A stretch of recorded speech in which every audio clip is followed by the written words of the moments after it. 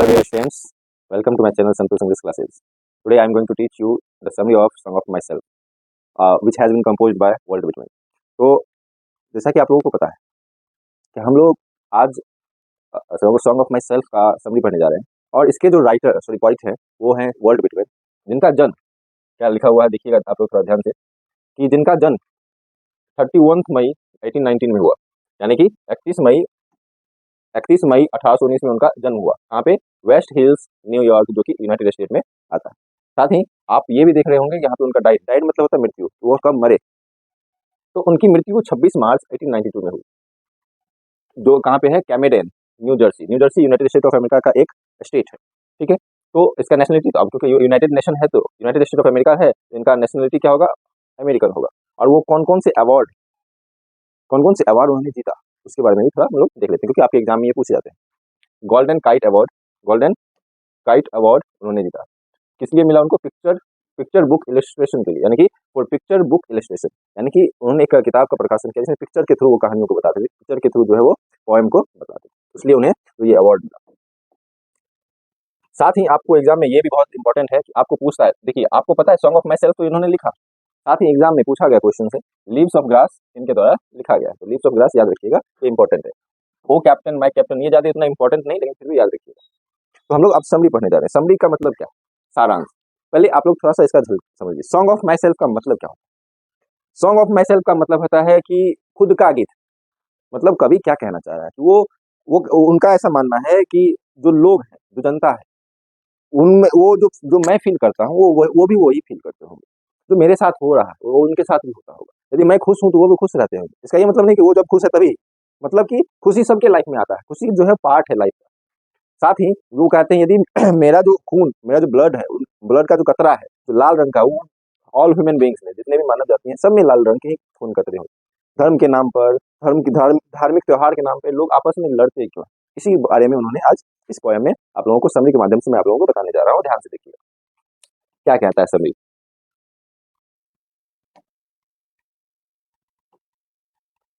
कहता है the poem song of myself has been composed by Walt Whitman. जो poem है song of myself, शुरुआत में मैंने बताया कि ये वॉल्ट विटमैन के द्वारा लिखा गया। He was the most individualistic literary figure that America has ever produced. ध्यान से देखिए क्या कहता है कि वह जो है सबसे महत्वपूर्ण या सबसे अच्छे, इंडिविजुअलिस्टिक का मतलब होता है व्यक्तिगत, जो सबसे व्यक्तिगत, जो साहित्यक, लिटरेरी फिगर मतलब साहित्यिक व्यक्ति, that America has ever produce, कि उनके जैसा साहित्यिक व्यक्ति शायद ही अमेरिका ने कभी पैदा किया होगा। उस तरह के वो महान कवियों में गिने जाते हैं वॉल्ट विटमैन। फिर आगे कहते हैं he tells about himself in this poem. ऐसा नहीं कि वो किसी और के बारे में बातें कर रहे हैं, वो अपने बारे में, खुद के बारे में इस पोएम में बातें कर रहे हैं। The poet enjoys himself and sings for the self. कहता है जो पोइट हैं, जो कवि हैं, वो खुद में मस्ती करते हैं, यानी खुद में एंजॉय करते हैं, और गाना भी जो गाते हैं, जो गीत गाते हैं, वो खुद के लिए गाते हैं, खुद में ही गाते हैं। उसको किसी और खुशी खोजने के लिए किसी और की आवश्यकता नहीं, किसी वस्तु की आवश्यकता नहीं। वो कहते हैं कि आपका खुशी, आपका गम, वो आपके अंदर ही, आप जो सोचिएगा उसी अनुसार आप बनिएगा, उसी अनुसार आप ढलिएगा। फिर आगे कहते हैं but he is not different from others. वो ये भी कहते हैं आगे कि वो खुद में गाते हैं, खुद को मनाते हैं, खुद में ही मस्त रहते हैं, लेकिन वो आगे ये भी कहते हैं कि but he is not different from others. लेकिन ऐसा नहीं है कि वो किसी और से अलग है और व्यक्ति से अलग, वो भी इंसान ही है, वो भी व्यक्ति ही है, सभी जैसे ही वो भी है। फिर आगे कहते हैं ही always assumes everything which is right। उनका ऐसा मानना है कि वो जो कुछ भी अनुभव करते हैं, जो कुछ भी मानते हैं, वो हमेशा सच होता है। उनका मानना है जो कुछ भी वो स्वीकार करते हैं या जो कुछ भी वो मानते हैं वो सच होता है, वो जो अवधारणा लेकर चलते हैं वो सच होता है। मतलब क्या कहते हैं, यदि मैं खुश होता हूँ तो आप भी खुश तो होते ही होंगे अपने लाइफ में कभी ना कभी। यदि मैं दुखी हूँ तो सबके जीवन में लाइफ में दुख आता है, तो सब होता ही होगा। तो मेरा जो मानना है वो आपका भी मानना होगा। वो ये कहना चाहते हैं जो मैं मानता हूँ आप भी मानते हैं। He also says that every atom of blood is the same in all human beings। उन्होंने क्या कहा कि जो every atom of blood मतलब खून का जो प्रत्येक कतरा है, वो all human beings का मतलब क्या हुआ? सभी मानव जाति में एक जैसा है। हम जानते हैं कि सबका रंग, खून का रंग लाल ही होता है, तो इसका मतलब क्या है? जो खून के कतरे कतरे में जो, चाहे वो कहते हैं एक तरह से, चलो इसको साइंटिफिक तरीके से समझे तो platelets, plasma, red RBC, WBC सब में होता है, यानी मेरे खून के कतरे में जो है वो आप में भी होगा। सिंपल सी बात है। ही वंडर्स, देखिए यहाँ वो WO नहीं WA है, यानी कि वंडर्स मतलब होता है भटकना, इधर उधर घूमते फिरते रहना। ही वंडर्स विद हिज पेन, वो अपने पेन से, अपने दर्द से वो यहाँ वहाँ भटक रहे हैं। विच ग्रोज, जो उसका पेन है वो बढ़ता है कब? When A spike comes and touch the skin, जब कोई कांटा आता है और चुभ हो जाता है उसके स्किन को, तब वो जो है उसका पेन और बढ़ता है। इसका क्या मतलब है? कोई आएगा उधर से कांटा लेके आएगा, चुभ होके चला जाएगा? ऐसा नहीं, मतलब कि उनको और जो उसके लाइफ में जो दुख दर्द कष्ट पीड़ा और जो बढ़ते हैं, उसके कारण वो कह रहे हैं उस एक तरह से मानो कोई एक छोटा सा पल आया, आपको आपको वहां उदास करके चला गया, तो आप उसके पीछे अपना जीवन और व्यतीत करते हैं, उसको इतना सोचते हैं कि वो आपके पेन को और ग्रो करता है, बढ़ाता है, बढ़ाने का काम करता है, वहीं उसको छोड़ देना। जो चीज बीत गया, जो आपके लाइफ में चल रहा है, आप हमेशा याद रखिएगा, जो जो व्यक्ति पास्ट को पकड़ के रोता है वो कभी आगे नहीं बढ़ता है, और जो भविष्य की चिंता में अपना जीवन बिता देता है वो भी आगे नहीं बढ़ता। वर्तमान में जी, वर्तमान में मेहनत कीजिए, भविष्य की चिंता करना है लेकिन पॉजिटिव वे में, नेगेटिव वे में नहीं। फिर आगे कहते हैं what ever he says comes from his heart, कि वो जो कुछ भी कहते हैं, कवि जो कुछ भी कहते हैं वो अपने दिल से कहते हैं। दिल से मतलब क्या? कि उन्होंने जो फील किया है, जो अपने लाइफ में जीवन में अपने जीवन में जो उन्होंने महसूस किया, जो अनुभव किया है, उसके अनुसार वो जो बातें कहते हैं वो कहते हैं, दिल से कहते हैं। ही सेज, वो कहते हैं that everyone in this world comes from one by one, कि इस दुनिया में जो कोई भी आया है वो एक एक करके आया है। मतलब क्या कहना चाहता है? कि मेरा जन्म मेरे पिता से हुआ, मेरे पिता का जन्म उसके उनके पिता से हुआ, फिर उनका जन्म उनके पिता से हुआ। यदि हम लोग सीधे पीछे जाते रहें, अंत में क्या पहुंचेंगे? हम लोग सब एक ही हैं, हम लोग सब एक ही हैं। तो हम लोग ये आपस में लड़ते क्यों? हम लोग ये धर्म के नाम पर, धार्मिक त्योहारों के नाम पर क्यों लड़ते हैं? आगे कहते हैं ही ऑलवेज कीप्स फीलिंग्स और थॉट्स इन माइंड, कहता है आइदर गुड और बैड, चाहे अच्छा हो या बुरा, चाहे अच्छा हो या बुरा, वो थॉट्स को, विचारों को, और साथ ही साथ वो फीलिंग्स को, जो भावनाएं हैं उनके अंदर, चाहे वो अच्छा हो या बुरा, वो अपने मन में ही रखते हैं। आगे कहते हैं ही इज रेडी, वो तैयार है। किस लिए तैयार है?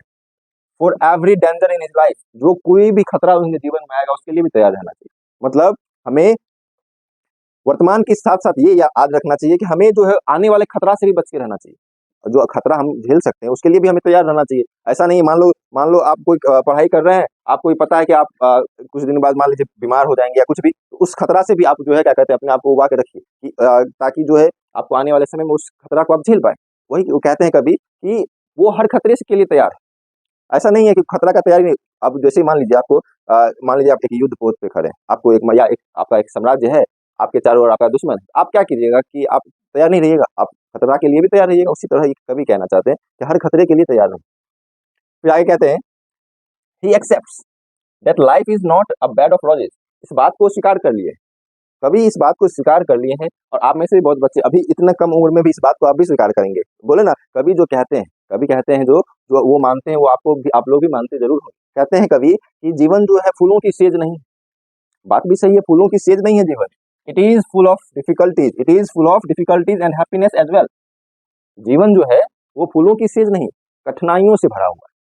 अब कठिनाई तो है लेकिन साथ ही साथ खुशहाली भी है, हैप्पीनेस भी है, उसके साथ साथ आपको हैप्पीनेस भी मिलता है। ऐसा नहीं है कठिनाई से सिर्फ भरा हुआ, दोनों चीजें आपकी लाइफ में आएंगे। यदि कभी हैप्पीनेस आया तो कभी डिफिकल्टीज आएंगे, सीधी सी बात है। कहते हैं ना, जिसका अस्तित्व आया है उसका अंत भी होगा। जो आज बहुत बड़ा है वो कल फिर वहीं आएगा, जो आज छोटा है फिर ऊपर जाएगा। तो वही बात है कि डिफिकल्टीज के साथ साथ हैप्पीनेस भी है, और जो उस डिफिकल्टीज को झेल लिया वही खुश है।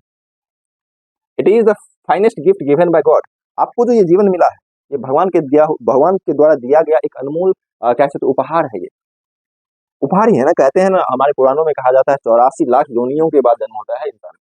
समझ रहे हो? यदि इस जन्म में आपका डेथ होता है तो फिर 84 लाख बार जन्म लीजिएगा, उसके बाद जाके फिर से इंसान बनिएगा।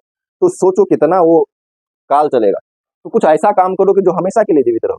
आज क्या भगवान राम को कोई भूल जाएंगे? आज क्या APJ अब्दुल कलाम को आज से 100 साल बाद भी क्या उसको कोई भूल जाएगा? यदि पृथ्वी रहेगा तो APJ अब्दुल कलाम जिंदा रहेंगे। अब आप लोग सुने होंगे भारत की खोज किसने की? वास्को डी गामा, सब जानते हैं, लेकिन भारत की खोज नहीं, समुद्री मार्ग की खोज की। हालांकि कहा यही जाता है भारत की खोज। क्या उसको भूल जाओगे? 1498 में किया था। आज कौन सा ईस्वी चल रहा है? 2023। 600-700 साल पहले, 100 साल पहले का बात। तब भी हमको याद, वो अपना ऐसा काम करके गए। आप लोगों का हम लोगों का जीवन कैसा चल रहा है? एक कीड़े मकोड़ों के जैसा। मर भी जाओगे तो देश दुनिया में कोई फर्क नहीं पड़ने वाला किसी को। तो ऐसा कुछ काम करो कि बदलाव ला सको, ताकि ये जीवन को एक सही अर्थ दे सको। फिर आगे कहते हैं here there are too many peoples not people who fight for the religion and the religious festival. देखिए यहाँ मैंने उसको हाईलाइट किया ध्यान से, कहता है यहाँ वहाँ बहुत सारे लोग हैं जो किस लिए, जो लड़ते हैं किसके नाम पर, धर्म के नाम पर, साथ ही धार्मिक त्योहारों के नाम पर एक दूसरे से लड़ते हैं।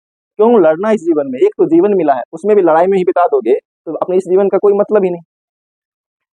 फिर आए कहते हैं दैट इज नॉट गुड, ये अच्छी बात नहीं है कि धर्म के नाम पर लड़ना, धार्मिक त्योहारों के नामों पर लड़ना। Everyone should think that there is nothing in life, सभी को ये बात सोचना चाहिए जीवन में कुछ नहीं है, खुश आए हो जीवन में कुछ अच्छे काम करके जाओ ताकि दुनिया भर जीवित आपको रखे, दुनिया आपको जीवित रखे, आपको आपका नाम ले, अच्छा काम करके जाओ, अब आप खुश रहो दूसरे को भी खुश करो। वही बात आगे कहता है सो ऑलवेज बी हैप्पी, इसीलिए हमेशा खुश रहिए, दुनिया में कुछ नहीं है हमेशा खुश रहिए।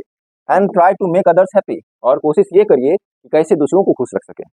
अब हम लोग करते क्या है, हम लोग आजकल के नए युवा पीढ़ी के बच्चों का ये थॉट्स बन गया है। एक तो पहला लाइन ये कि अपना काम बनता जैसे ठीक है, लेकिन एक्चुअल फैक्ट युवा पीढ़ी का बात क्या बन गया है, देखिए कि हम क्या सोच रहे हैं, हम क्या करते हैं, इससे दूसरे को क्या मतलब, हम कुछ हो करे किसी को क्या मतलब होना चाहिए, नहीं होना चाहिए, यही गलती है। आप एक समाज में रहते हैं, समाज को लेकर चलना आपका कर्तव्य है, नहीं तो आपको समाज में रहने का कोई हक नहीं।